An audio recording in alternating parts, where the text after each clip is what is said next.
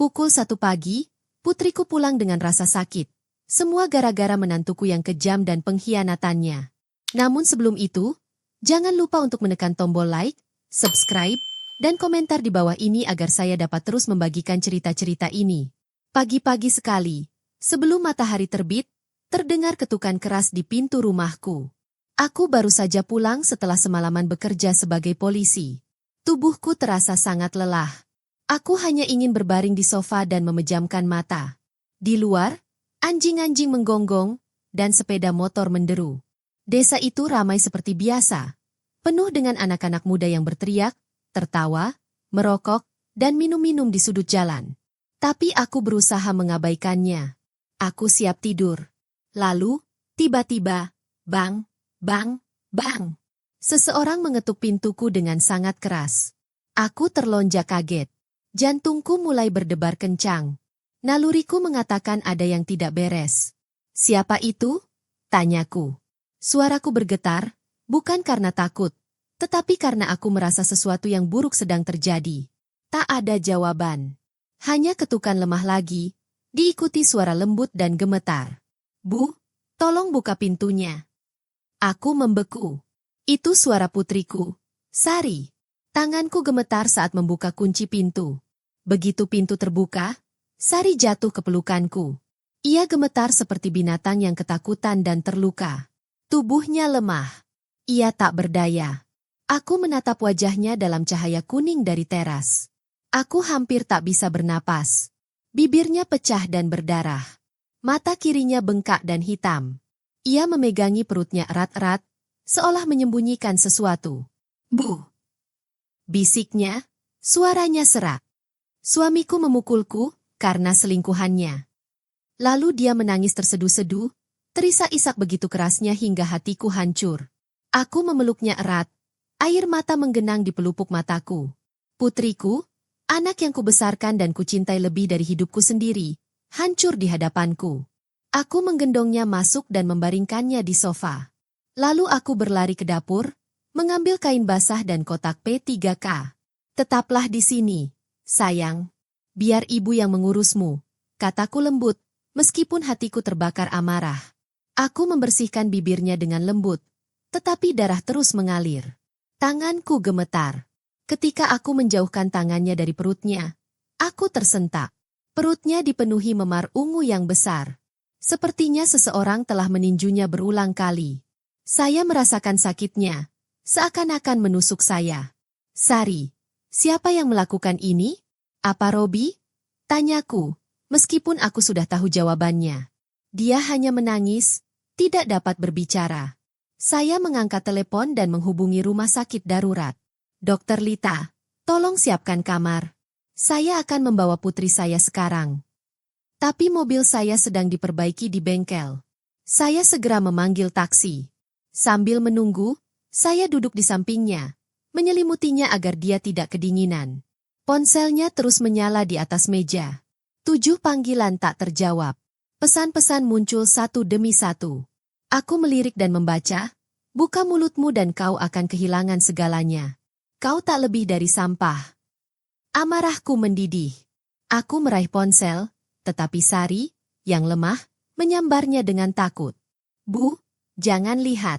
Kumohon jangan. Matanya dipenuhi ketakutan. Aku menggenggam tangannya dengan lembut. Tidak apa-apa, sayang. Ibu di sini. Tidak akan terjadi apa-apa padamu.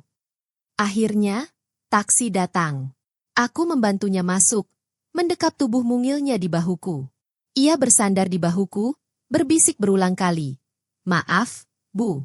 Aku tidak ingin mengganggu ibu di jam segini. Tapi aku sudah tidak tahan lagi. Setiap kata menusuk hatiku. Aku ibunya. Aku telah berjanji untuk melindunginya selamanya. Namun, ia harus berlari kepadaku di tengah malam, hancur oleh pria yang dinikahinya.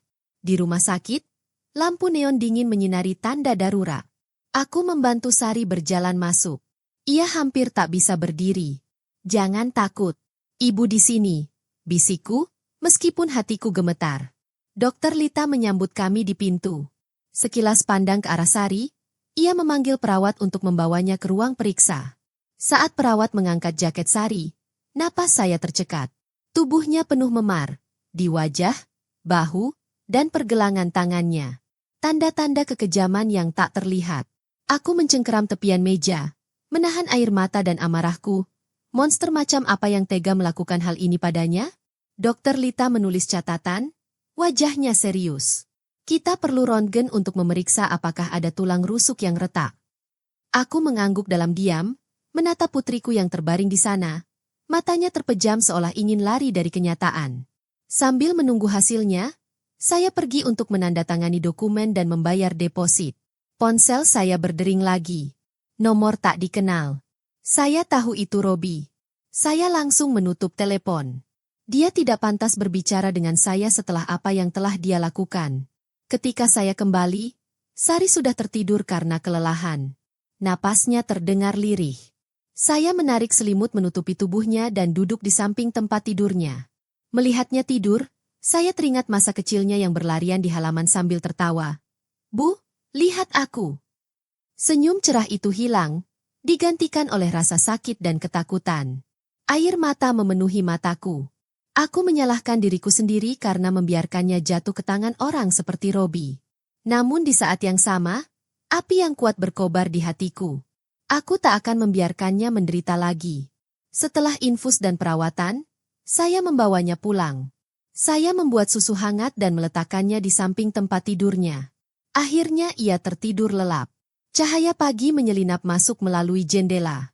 Aku pergi ke teras untuk merapikan. Di seberang jalan, tetanggaku, Bu Mirna, sedang menyapu. Ia bergegas menghampiri. Apa yang terjadi tadi malam? Aku mendengar suara tangisan di rumahmu. Aku menghela napas dan mengatakan padanya bahwa Robi telah memukul Sari dan mengusirnya. Matanya berkilat marah. Beraninya dia memperlakukan istrinya seperti itu. Lalu aku ingat dia punya kamera CCTV di luar. Ada rekaman apa tadi malam? Ya, katanya sambil menunjukkan video di ponselnya. Di sana, Sari mengetuk pintuku dengan putus asa, menangis terseduh-seduh. Aku merekamnya dengan ponselku. Hatiku sakit ingin melihatnya lagi, tapi aku tahu itu bukti penting. Terima kasih, kataku padanya. Dia menepuk tanganku. Jaga keadilan. Putrimu membutuhkanmu yang kuat. Aku mengangguk, merasa bersyukur. Kembali ke dalam, aku membuka lemariku. Seragam polisiku tergantung rapi. Kemeja biru, celana kaki, ikat pinggang, dan sarung pistol. Setiap potong menungguku. Perlahan, aku memakainya. Setiap kancing yang kututup terasa seperti sebuah janji. Saya bukan hanya Ibu Sari. Saya juga seorang polisi. Dan saya akan mengerahkan segenap kekuatan saya untuk melindunginya. Saya mengangkat telepon dan menghubungi pengacara keluarga kami, Tuan Budi Santoso. Pak Budi, kataku, jalankan rencananya sekarang. Kamu yakin, Lestari? Tanyanya. Saya yakin. Kalau begitu, bersiaplah.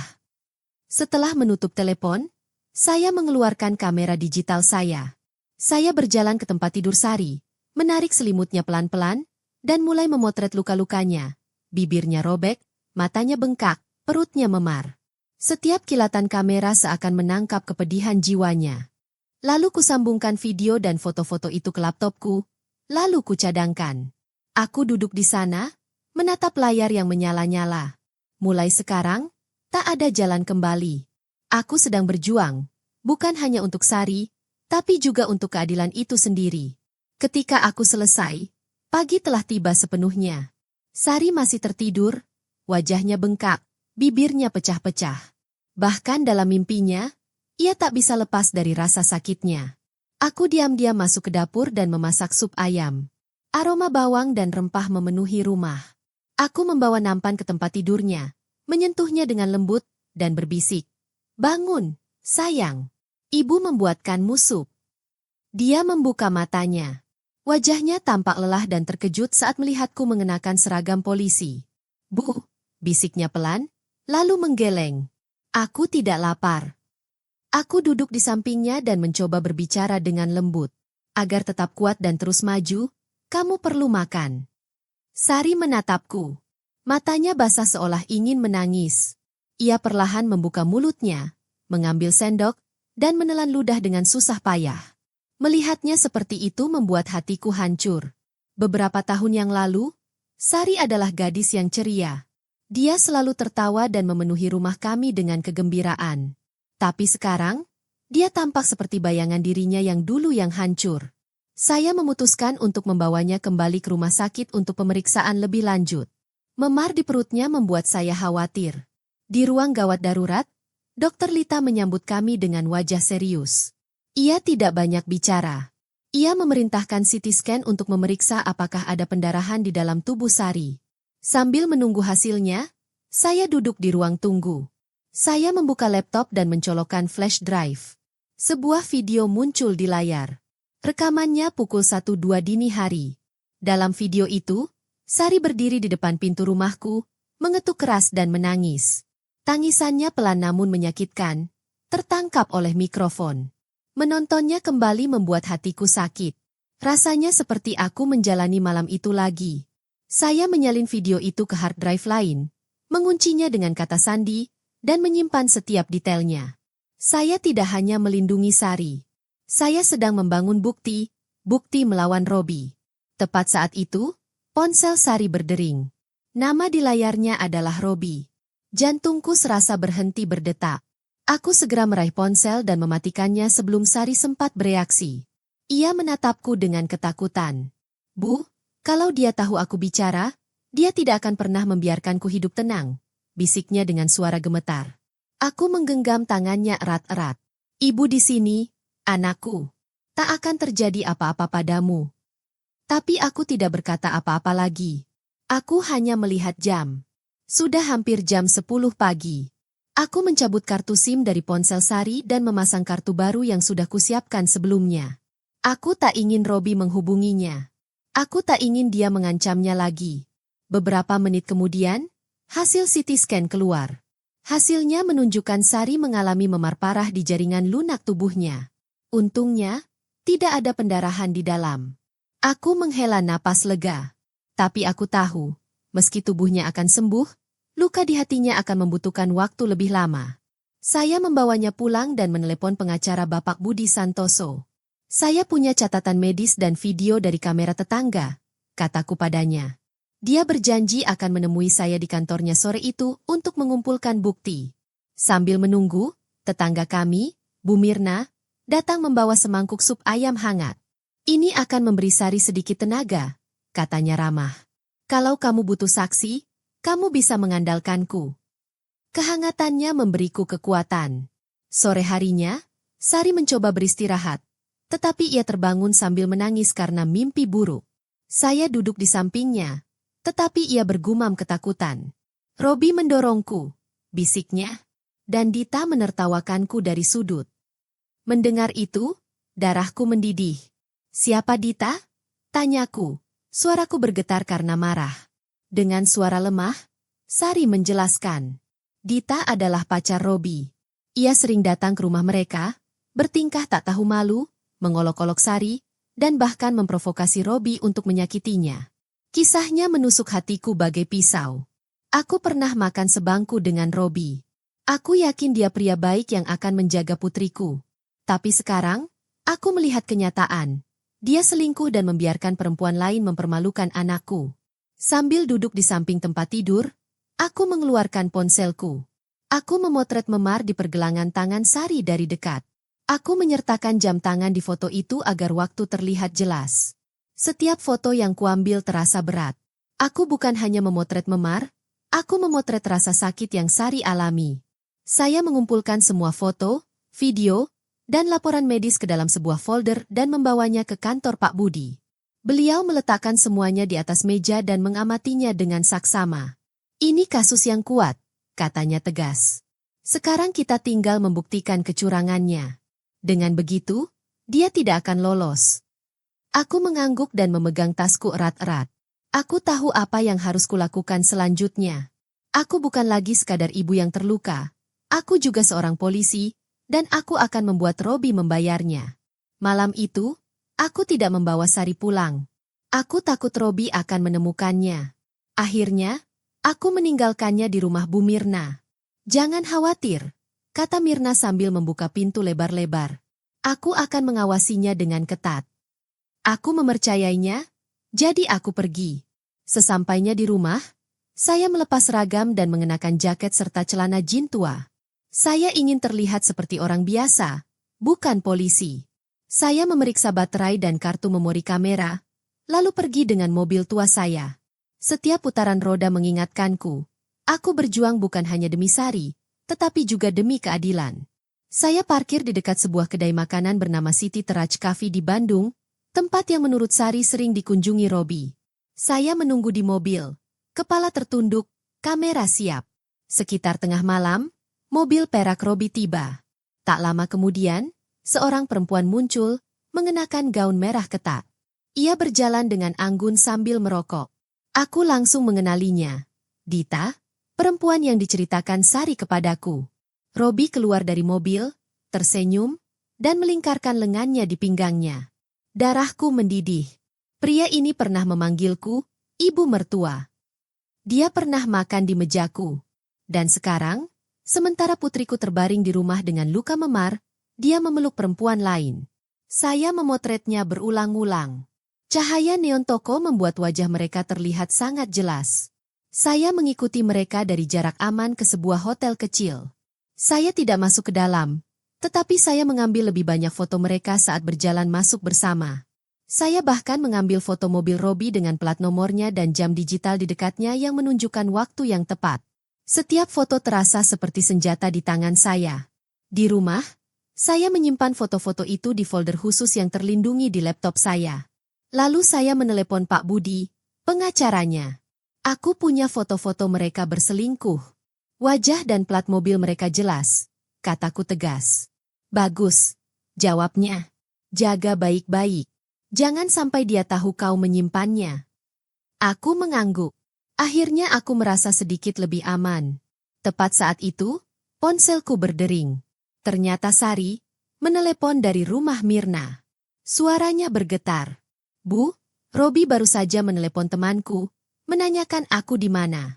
Waktu temanku bilang dia tidak tahu, Robi malah mengancamnya. Aku takut. Mendengar suaranya, hatiku terasa mencelos.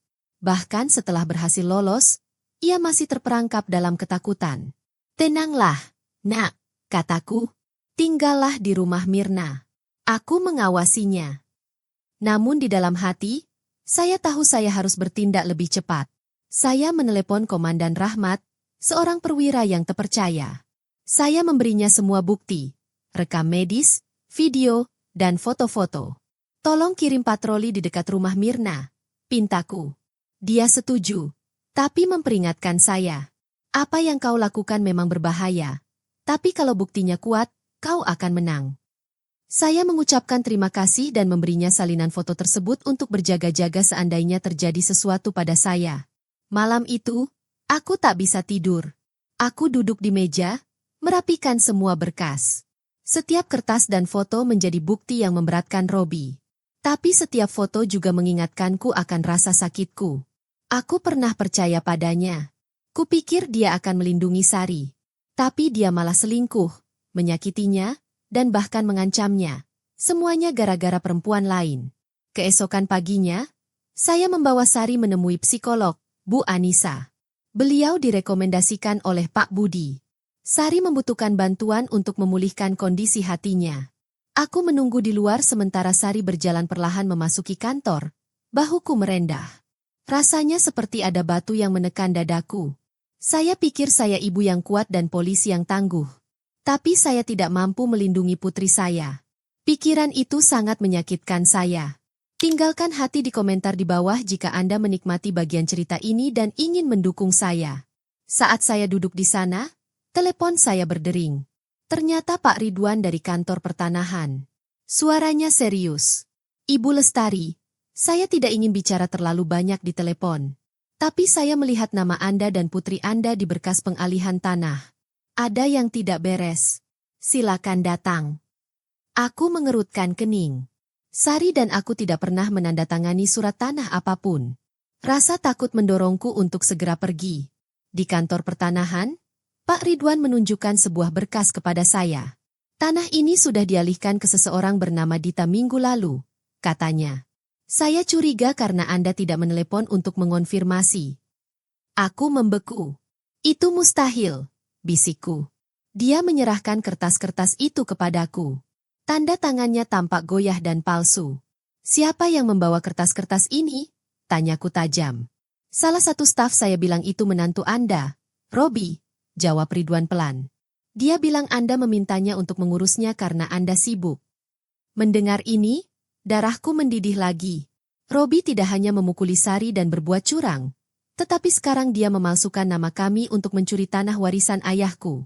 Saya tetap tenang dan meminta salinan berkas itu kepada Ridwan. Dia mendesah. Pasti ada orang di dalam yang membantunya. Sebelum aku pergi, dia berbisik pelan, Lestari, ini sangat berbahaya. Tolong, jangan beritahu siapapun di kantor ini apa yang kukatakan padamu. Aku mengangguk, mengucapkan terima kasih, dan berjanji untuk tidak menyebut namanya. Tapi di lubuk hatiku, aku merasa seperti berjalan di atas duri-duri tajam. Robi tidak hanya kejam, dia juga licik. Dia suka mempermainkan pikiran orang dan akan melakukan apa saja untuk mendapatkan apa yang diinginkannya. Sore itu, saya menjemput Sari setelah terapinya. Ia tampak lelah, tetapi setidaknya matanya tidak lagi dipenuhi ketakutan. Saya langsung membawanya ke Pak Budi, pengacaranya. Saya membawa salinan surat-surat palsu itu. Pak Budi memeriksanya dengan saksama. Kemudian ia mengetuk meja dengan jarinya dan berkata dengan suara keras, ini bukti yang sangat kuat. Sekarang kita bisa menunjukkan bahwa Robi telah melakukan kejahatan. Ini akan mencegahnya melarikan diri. Sari duduk di sebelahku. Ia tetap diam, tetapi matanya berkaca-kaca. Bu, katanya dengan suara gemetar, dia memasukkan tanda tangan hanya untuk mencuri tanah kakek. Suaranya terdengar antara sakit dan marah. Aku menggenggam tangannya erat-erat dan berusaha memberinya kekuatan. Di dalam hatiku menangis. Tanah ini bukan sekadar tanah. Itu adalah kenangan. Itu adalah keringat dan kerja keras ayahku. Itu adalah sesuatu yang telah dilindungi keluarga kami selama bertahun-tahun. Dan Robi berani menghancurkan semuanya hanya karena keserakahan dan kebohongannya. Malam itu, saya pergi menemui Komandan Rahmat. Saya memberinya salinan surat-surat palsu itu. Dia tampak serius dan mengangguk. Bukti ini sangat kuat. Saya jamin dia tidak akan lolos, katanya. Saya merasa bersyukur, tetapi hati saya masih terasa berat. Sesampainya di rumah, saya mengunci semua kertas itu di dalam brankas kecil di kamar saya. Jam menunjukkan hampir tengah malam, tetapi saya tidak bisa tidur. Saya duduk dalam kegelapan, memikirkan Robi, tentang apa yang telah ia lakukan pada Sari, dan tentang betapa ia telah menyakiti keluarga kami. Rasa sakit di dalam diriku bagaikan api. Membakar perlahan, tetapi juga mendorongku maju. Aku tahu aku tak punya pilihan. Sudah waktunya untuk menghadapi Robi secara langsung. Sabtu pagi, saya mengantar Sari ke rumah Buna, tempat yang aman dan nyaman baginya. Komandan Rahmat sudah menempatkan penjaga di luar. Saya tahu Sari akan dilindungi, tetapi tetap saja, hati saya tak tenang. Aku mengenakan pakaian sederhana, jaket dan celana jin tua. Tapi di dalam tasku, aku menyembunyikan map berisi semua bukti. Ada foto-foto luka memar Sari, video dari kamera tetangga, laporan rumah sakit, dan salinan surat tanah palsu. Saya mengendarai mobil tua saya ke Pegadaian Robi. Itu tempat usahanya, tempat ia suka memamerkan kekuasaannya. Setiap kali saya memutar setir, saya mengingatkan diri sendiri, ini bukan sekadar perjalanan, ini pertarungan yang tak bisa saya hindari. Pegadaian itu berbau oli, mesin, dan rokok. Dua anak buah Robi sedang menata barang-barang di rak. Mereka menatapku dan salah satu dari mereka tersenyum sinis. Lihat, ibu mertuanya ada di sini, katanya. Aku mengabaikan mereka dan langsung berjalan ke kantor belakang. Robi sedang duduk di sana, menghitung uang di atas meja kayu. Dia mengangkat kepalanya, tersenyum palsu, dan berkata, "Ada apa, ibu mertua? Apa polisi memberimu terlalu banyak waktu luang? Jadi kau datang ke sini untuk menjengukku?" Suaranya penuh ejekan, tapi aku tak peduli. Aku tak datang untuk mengobrol. Kuletakkan map itu di mejanya. Setiap lembar kertas terasa seperti batu yang berat. Ada foto-foto luka memar Sari, video-video ia menangis di malam hari, laporan rumah sakit tentang luka-lukanya, dan akta tanah palsu dengan tanda tangan palsunya. Robi memandangi kertas-kertas itu. Sesaat, raut wajahnya berubah. Namun, ia segera tersenyum lagi seolah tak terjadi apa-apa. Memangnya kenapa kalau kamu punya surat-surat ini? Katanya. Pengacaraku lebih kuat darimu. Aku menatapnya tajam dan berkata dengan nada dingin. Aku datang ke sini bukan untuk berdebat. Kalau kau mau lihat siapa yang benar, kita bertemu di pengadilan saja. Robi melompat dengan marah. Harga dirinya terluka. Siapa yang berani menyentuhku? Siapa yang berani melawanku di kota ini? Teriaknya. Aku tak bergerak. Aku terus menatap matanya. Tidak semua orang takut padamu, kataku. Anak buahnya mulai berjalan ke arahku. Tetapi aku menunjukkan lencana polisiku dari balik jaketku. Mereka langsung berhenti. Robi memerah karena marah. Dia memukul meja dan berteriak keras. Putrimu lemah. Dia pantas dipukuli. Jangan pikir lencana itu akan selalu menyelamatkanmu. Darahku mendidih. Beraninya dia bilang Sari, putriku yang manis, pantas dipukuli? Beraninya dia bicara tentang malam-malam di mana Sari menangis kesakitan? Saat-saat di mana ia harus lari menyelamatkan diri? Aku ingin sekali menerjangnya, berteriak, tapi ku tahan. Aku diam-diam memasukkan map itu kembali ke dalam tas dan berbalik untuk pergi. Sebelum melangkah keluar, aku berkata dengan suara keras. Mulai sekarang, aturannya telah berubah. Bukan kamu yang akan menghukum orang lain. Hukumlah yang akan menghukummu. Robi berteriak di belakangku. Kalau kamu keluar dari pintu itu, kamu bukan lagi ibu mertuaku. Jangan salahkan aku kalau aku melakukan sesuatu yang berbahaya. Aku berhenti dan menatapnya sekali lagi, tanpa rasa takut. Mulai sekarang, kau bukan lagi suami putriku, kataku.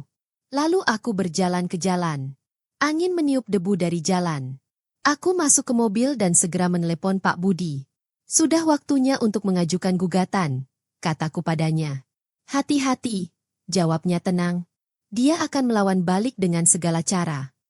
Aku mengangguk, meskipun dia tak bisa melihatku. Hatiku sedingin baja. Aku tahu perang itu akan sulit, tapi aku siap. Beberapa hari kemudian, setelah pertemuanku dengan Robi, gosip mulai menyebar di mana-mana di lingkungan sekitar, seperti api di rumput kering. Pagi-pagi sekali, saya pergi ke pasar untuk membeli sayur. Saya berusaha bersikap normal, tetapi bisikan-bisikan mengikuti saya. Dua perempuan di sebuah kios berbisik, Sari itu pasti berbohong. Dia mungkin suka berkelahi dengan suaminya. Itu sebabnya dia memukulinya. Aku berjalan melewati mereka. Mereka terdiam, tapi mata mereka mengikutiku, menyalahkanku seolah-olah akulah masalahnya. Di sebuah kedai kopi, seorang lelaki tua menyeruput minumannya dan berkata, sekarang Lestari malah menggunakan lencana polisinya hanya untuk menghancurkan menantunya. Mendengar kata-kata itu, dadaku terasa sakit seperti ditusuk pisau. Mereka adalah orang-orang yang dulu tersenyum padaku, tetangga-tetangga yang sama denganku saat tumbuh dewasa. Sekarang, mereka begitu mudahnya mempercayai kebohongan Robi. Aku menundukkan kepala dan berjalan lebih cepat, menyembunyikan air mataku. Sore itu, Pak Budi memanggil saya ke kantornya. Ia menunjukkan beberapa dokumen dan berkata dengan nada berat, Robi baru saja menyewa Pak Haryono, seorang pengacara dari Jakarta. Ia telah mengajukan gugatan balik. Ia mengatakan Sari berbohong untuk memerasnya. Dan ia mengatakan Anda menyalahgunakan wewenang Anda sebagai polisi. Aku mengambil kertas-kertas itu. Tanda tangan di atasnya masih segar dengan tinta biru. Kata-katanya bagaikan pisau tajam yang menusuk kami. Mereka mengatakan Sari dan akulah yang jahat, bukan Robi. Sari, yang duduk di sebelahku, memucat. Suaranya bergetar. Bu, dia ingin membuatku terlihat seperti pembohong. Hatiku hancur melihat penderitaannya. Putriku, yang sudah dipenuhi memar di sekujur tubuhnya, kini harus menanggung fitnah ini juga. Aku menggenggam tangannya dan meremasnya, tetapi di dalam hati, aku merasakan kesedihan yang mendalam. Saya pikir kota ini, tempat saya dilahirkan dan dibesarkan, akan mendukung kami. Tapi sekarang, rasanya seluruh dunia menentang kami. Sore itu, Saya mengantar Sari ke rumah Bu Mirna. Dalam perjalanan, kami melewati sebuah gang. 12 anak buah Robi berdiri di sana sambil merokok. Mereka menatap kami tajam. Salah satu dari mereka mengangkat dagunya dan berkata, "Hati-hati. Orang-orang di sini lebih percaya pada Robi daripada kamu." Aku tak menjawab. Aku hanya menggenggam tangan Sari dan membawanya cepat masuk. Tapi kata-katanya bagaikan batu yang dilempar ke hatiku. Saya menelepon Komandan Rahmat dan memberitahu dia tentang ancaman itu. Dia berjanji akan meningkatkan patroli di malam hari. Suaranya tenang, tetapi saya bisa merasakan kekhawatirannya. Malam itu, saya pergi ke sebuah warung makan untuk membeli makan malam. Pemiliknya, seorang teman lama, menarik saya ke samping dan berbisik. "Lestari, hati-hati. Kata orang, kamu mengarang cerita ini hanya untuk mencuri tanah dari menantumu." Rasa dingin menjalar ke sekujur tubuhku. Mereka adalah orang-orang yang pernah kupercayai, orang-orang yang pernah berbagi cerita denganku. Kini mereka mengira aku pembohong. Aku tersenyum lemah dan berterima kasih padanya. Tapi begitu keluar dari bilik, rasanya dunia runtuh menimpaku. Sesampainya di rumah, saya menemukan sebuah amplop di bawah pintu. Tidak ada nama di amplop itu. Di dalamnya ada sebuah catatan dengan tulisan tangan yang berantakan. Isinya, "Diam atau kau akan kehilangan putrimu." Tanganku gemetar saat memegangnya. Bukan karena takut, tapi karena marah. Beraninya Robi mengancam putriku? Beraninya dia menipu semua orang dengan begitu mudahnya? Aku dengan hati-hati memasukkan catatan itu ke dalam berkas bukti. Itu akan menjadi bukti lain yang memberatkannya. Malamnya, saya kembali ke kantor Pak Budi. Beliau melihat catatan itu dan mengangguk. Bagus. Semakin kotor dia bermain, semakin terjerat dia nantinya. Tapi opini publik masih berpihak padanya. Kita butuh sesuatu yang lebih kuat untuk membalikkan keadaan. Dan hanya satu orang yang bisa melakukannya, Dita. Ketika ia menyebut namanya, secercah harapan muncul di hatiku. Dita, selingkuhan Robi, mungkin kunci untuk menghancurkannya. Tapi aku juga tahu ia tak akan mudah diyakinkan. Keesokan harinya, saya mengetahui bahwa Dita sering mengunjungi sebuah bar kecil di ujung Jalan Sudirman. Saya memutuskan untuk menemuinya di sana. Malam harinya, aku memakai jaket dan topi untuk menyembunyikan wajahku. Bar itu ramai dengan musik dangdut. Asap mengepul, dan bau bir serta minuman keras tercium di mana-mana. Aku duduk di sudut gelap, memperhatikan pintu dengan saksama. Pukul 10 malam, Dita masuk. Ia mengenakan gaun ketat dan pendek. Bibirnya merah menyala, dan ia memegang gelas di tangannya. Ia berjalan dengan percaya diri, tetapi aku bisa melihat bahwa ia tampak dipaksakan. Aku menatapnya dengan perasaan campur aduk, marah dan kasihan. Dialah wanita yang membantu Robi menyakiti putriku. Tapi aku juga tahu dia hanyalah pion dalam permainannya. Aku menarik napas dalam-dalam, berdiri, dan duduk di depannya. Dita mengangkat alisnya dan bertanya dengan suara tajam. "Siapa kamu?" Saya tidak langsung menjawab. Malah, saya meletakkan sebuah amplop di atas meja. Di dalamnya terdapat salinan surat tanah palsu dan dokumen rekening banknya, penuh dengan utang yang belum dibayar. "Saya ibu mertua Robi," kataku tegas. "Kalau kamu tinggal bersamanya, kamu akan tenggelam bersamanya. Tapi kalau kamu bekerja sama denganku, kamu bisa diselamatkan." Dita tertawa dingin, tetapi ketika membuka amplop itu, senyumnya memudar. Ia menjadi pucat. Matanya bergetar melihat tanda tangan palsu dan utangnya yang besar. "Komandan polisi sudah tahu segalanya," kataku. "Saat persidangan dimulai, kau akan dipanggil untuk bersaksi. Kau bisa dipenjara juga. Itu yang kau inginkan?" Tangan Dita gemetar. Ia meneguk koktailnya sekali teguk, lalu berbisik, "Robi menjanjikanku sebagian tanah itu. Katanya semuanya akan baik-baik saja. Katanya aku akan mendapatkan segalanya. Tapi sekarang aku mengerti dia hanya memanfaatkanku." Suatu hari, aku merasa sedikit kasihan pada Dita. Ya, dia memang berbuat salah. Tapi jauh di lubuk hatiku, aku tahu dia juga korban Robi. Robi telah menipunya dan memanfaatkannya. Tapi aku berkata pada diriku sendiri bahwa aku tidak boleh membiarkan perasaanku menguasai diriku. Aku menatapnya dengan tatapan serius dan berkata, Kau punya satu kesempatan terakhir untuk melakukan hal yang benar. Katakan yang sebenarnya di pengadilan.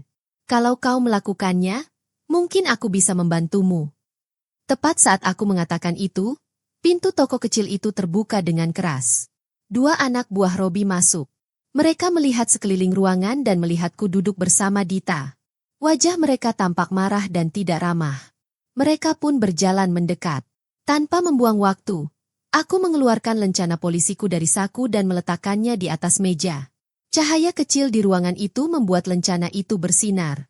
Maukah kau mencobaiku? Tanyaku tegas. Kedua pria itu berhenti. Mereka menatap lencana itu, lalu perlahan mundur. Mata mereka masih dipenuhi kebencian, tetapi mereka pun pergi.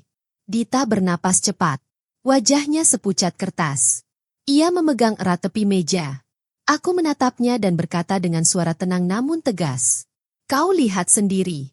Robi tidak bisa melindungimu. Dia hanya akan menjatuhkanmu bersamanya. Dita menggigit bibirnya. Matanya bergerak antara takut dan penuh harap. Akhirnya, ia mengangguk. Baiklah, aku akan bersaksi, bisiknya. Tapi kau harus berjanji untuk menjagaku tetap aman. Saya tidak menjanjikan hal-hal besar. Saya hanya mengangguk dan berkata, jika kamu melakukan hal yang benar, saya akan melakukan semua yang saya bisa. Segera saya hubungi Komandan Rahmat. Saya ceritakan situasinya dan memintanya menyiapkan rumah aman di luar kota untuk Dita bersembunyi. Saat aku meninggalkan toko, malam terasa dingin dan jalanan gelap. Angin membuatku menggigil. Namun, jauh di lubuk hatiku, aku merasa lebih ringan. Aku tahu perjuangan telah berubah. Robi baru saja kehilangan salah satu penolong terkuatnya. Pagi hari sidang, saya bangun pukul 5. Langit masih gelap. Saya pergi ke dapur dan memasak semangkuk kecil sup ayam. Aroma hangat memenuhi rumah dan membuat saya merasa tenang. Saya membawa nampan itu ke kamar putri saya, Sari. Dia masih tidur, wajahnya agak bengkak dan bibirnya kering. Hati saya sakit melihatnya seperti itu. Aku membangunkannya pelan-pelan dan berbisik. Makanlah, nak. Kamu butuh tenaga hari ini. Sari membuka matanya yang lelah. Ia mengangguk dan perlahan duduk. Aku membantunya mengenakan gaun biru muda dan syal tipis untuk menutupi memar yang masih ada di lehernya. Aku menyisir rambutnya dan berkata lembut, kamu tidak perlu menundukkan kepalamu lagi. Sari menatapku dengan mata berkaca-kaca. Ia tak berkata apa-apa, hanya menggenggam tanganku erat. Seolah hanya tanganku yang bisa membuatnya merasa aman. Di luar, Komandan Rahmat menunggu dengan mobil polisi. Tatapannya serius namun hangat. Ia berkata, saya sudah menyiapkan pengamanan. Semuanya akan baik-baik saja hari ini. Saya berterima kasih padanya dan merasa sedikit lebih kuat karena mengetahui saya tidak sendirian. Dalam perjalanan ke pengadilan, banyak penduduk desa berdiri di alun-alun.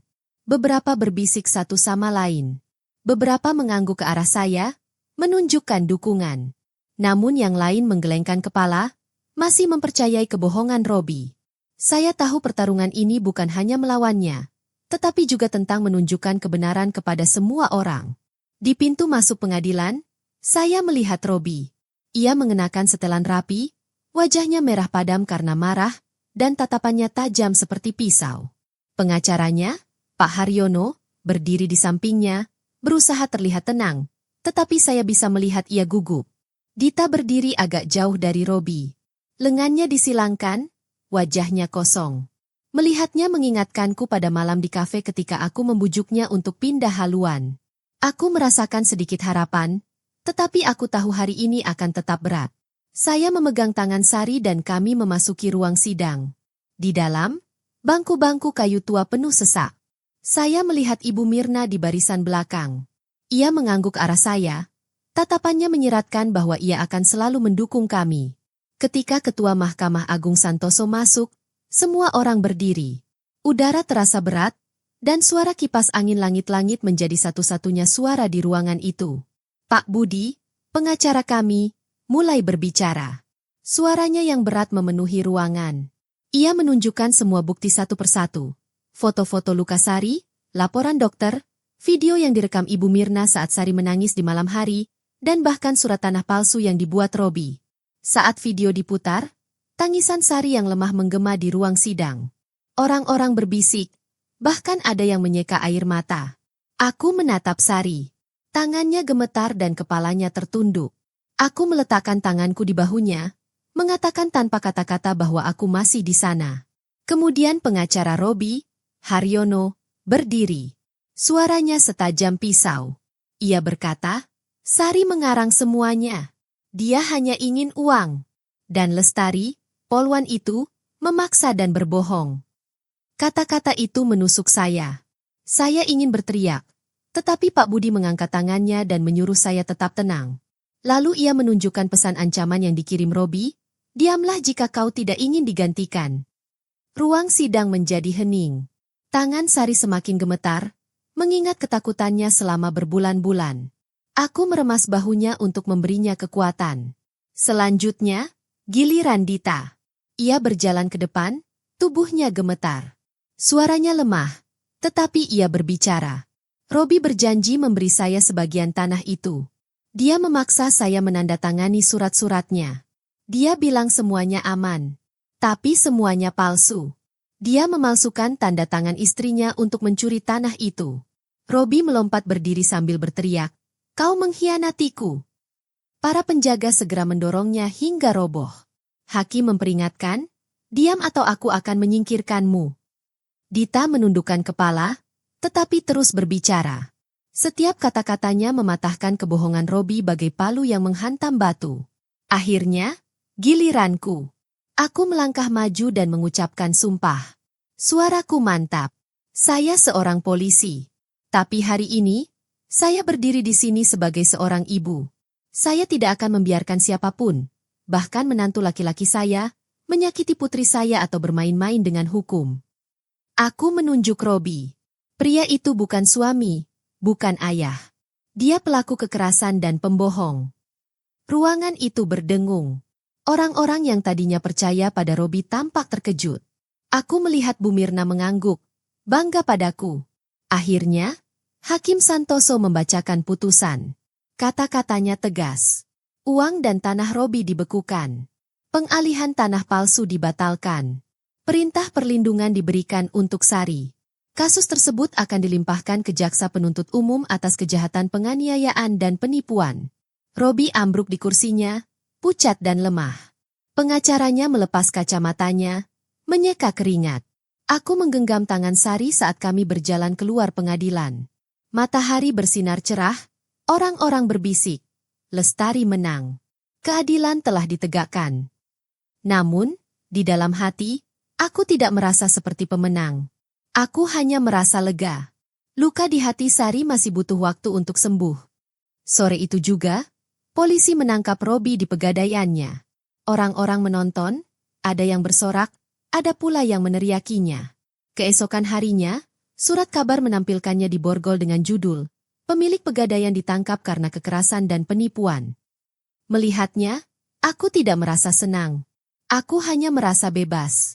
Pria yang dulu duduk di mejaku dan memanggilku, "Ibu mertua," kini harus menanggung akibatnya. Namun kesedihan segera kembali. Aku pernah berpikir dia akan melindungi Sari. Namun, yang terjadi, dia justru menghancurkannya. Setelah persidangan, Dita meninggalkan kota untuk memulai hidup baru. Para pembantu Robi yang mengancam para saksi juga ditangkap. Desa itu menjadi sunyi. Sari pindah dan tinggal bersamaku. Malam harinya, dia terbangun sambil menangis dan berteriak, "Bu, dia datang." Aku menggenggam tangannya dan berbisik, "Tidak apa-apa, Ibu aman sekarang." Saya membawanya menemui Ibu Anissa, seorang psikolog yang baik hati. Setiap minggu, ia mendengarkan dengan sabar dan membantu Sari menghadapi ketakutannya. Perlahan, Sari mulai berubah. Ia berjalan keluar tanpa menyembunyikan wajahnya. Ia bernyanyi sambil memanggang kue. Suatu sore, aku mendengarnya bernyanyi lembut di dapur. Air mataku berlinang, sudah lama sekali aku tak mendengarnya bernyanyi. Para tetangga yang tadinya percaya pada Robi kini datang untuk meminta maaf. "Kami tidak tahu yang sebenarnya, Bu Lestari." Aku hanya mengangguk, tidak marah lagi. Bu Mirna datang membawa nampan kue. Ia memeluk Sari dan berkata, "Kamu bahkan lebih kuat daripada ibumu saat masih muda." Mendengar tawa mereka menghangatkan hatiku. Kebaikan tetap ada, bahkan setelah hari-hari yang kelam. Beberapa bulan kemudian, Sari mendapat pekerjaan di kantor akuntan. Ia pulang sambil tersenyum. "Bu, aku dapat pekerjaan." Aku memeluknya erat. Air mata menggenang di kedua mata kami. Tapi kali ini, air mata bahagia. Malam itu, aku duduk di beranda, menyeruput kopi dingin. Aku teringat semua rasa sakit itu. Malam-malam penuh ketakutan, kebohongan, gosip. Tapi kemudian aku menatap senyum Sari. Keadilan mungkin lambat, tetapi ketika datang, ia mengembalikan napas, tawa, dan harapan. Aku tahu perjuanganku bukan lagi hanya untuk Sari, melainkan untuk setiap perempuan yang membutuhkan seseorang untuk berdiri di sampingnya. Dan saya ingin bertanya ini, jika Anda berada di posisi saya, apa yang akan Anda lakukan? Apakah Anda akan diam untuk menjaga perdamaian? Atau Anda akan bersuara untuk mengembalikan suara Anda? Setiap kisah bagaikan lilin. Ia dapat menerangi jalan bagi orang lain. Saya percaya Tuhan memberkati keberanian, dan keberanian selalu menghasilkan hari-hari yang lebih baik.